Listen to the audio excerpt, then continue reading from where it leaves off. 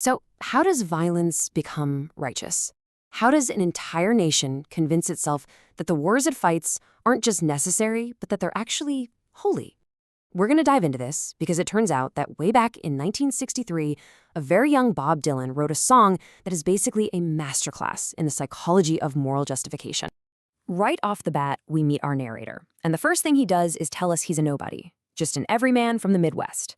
Now, this is a brilliant move because it means he's not some monster, not some wild-eyed fanatic. He's ordinary. He could be any of us, and that's exactly what makes the worldview he's about to lay out so incredibly unsettling. You see, this isn't just another protest song. It's way deeper than that. It's an exploration of how language itself can build a worldview so complete, so self-reinforcing, that it becomes almost impossible to break. We're looking at a song about pure, absolute certainty. Now, there's a name for the mechanism at the very heart of this song. It's called moral authorization. It's the process of taking actions that we would normally see as wrong or harmful and reframing them as a moral duty. You're not just fighting a war, you're serving a higher cause, you're on a divine mission. It is, for all intents and purposes, a psychological get-out-of-jail-free card. What makes this song so powerful is that it's presented as an honest confession. Our narrator isn't trying to trick us, he's not trying to sell us anything. He's just explaining, with this kind of chilling sincerity, exactly how he came to believe the things he believes. And here it is, the foundation for everything that follows.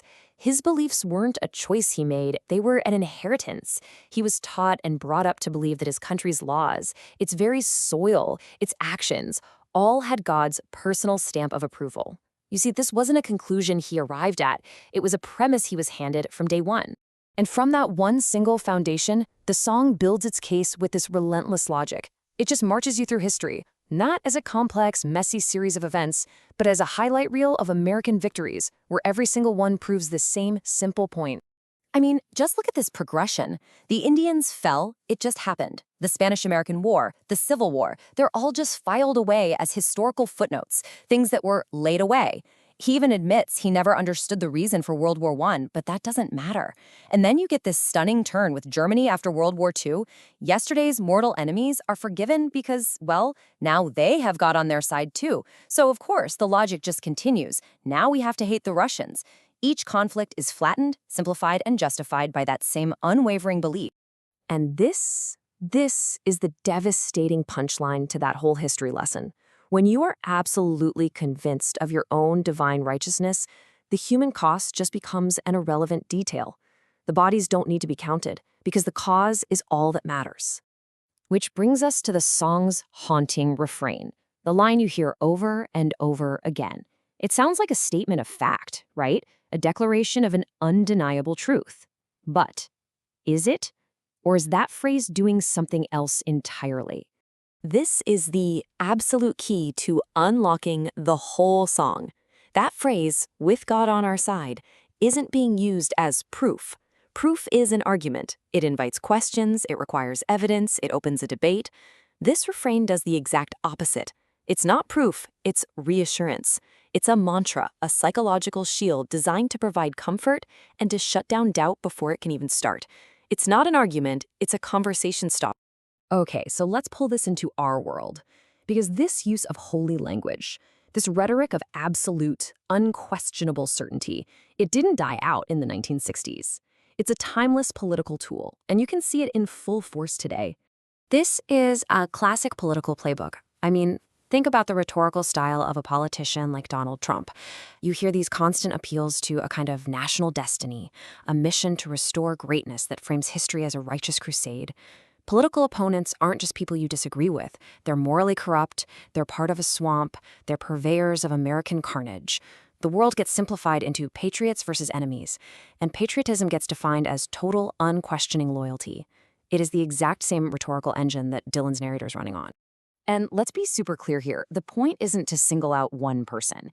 It's about recognizing a powerful and timeless rhetorical strategy that Dylan was warning us about 60 years ago. Using a modern example just helps us see how potent and persistent this style of communication really is. So let's go back to the song, because after building this massive, impenetrable fortress of certainty, Dylan does something incredible. He shows us the very first crack in the wall. That conviction, which seemed so solid, suddenly starts to crumble. The grand tour of history is over, and our narrator just starts thinking. And his thoughts land on this one very specific story, the betrayal of Jesus. All of a sudden, he's introducing an element of treachery, of deep moral ambiguity that his clean, simple version of history had completely ignored. And boom, right there. That is the moment the entire song pivots. The narrator, the guy who spent 8 verses telling us exactly what to believe, suddenly throws up his hands and says he can't think for us anymore, and he poses a question that is simply impossible to answer with the black and white logic he's been using this whole time. I mean, if anyone thought God was on his side, it was Judas, right? One of the chosen apostles. The whole system just collapses. The confession has completely turned into a critique. The confident narrator we met at the beginning is gone.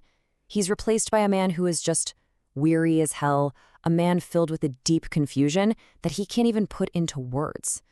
The certainty that he was taught his entire life has utterly failed him. So where does that leave us?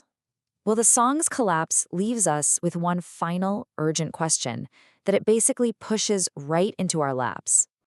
And this is exactly why a song from 1963 feels like it could have been written yesterday. We live in a chaotic, complicated, messy world. And when things are confusing, the promise of a simple, absolute, morally pure answer, well, it can feel incredibly comforting. It is powerfully seductive. Dylan's narrator started out with all the answers, and he ended up with only questions. And he leaves us with this one. In a world that is just saturated with noise and information and division, what is the real danger of embracing an answer just because it promises to be simple, absolute, and certain? What do we lose when we stop asking questions?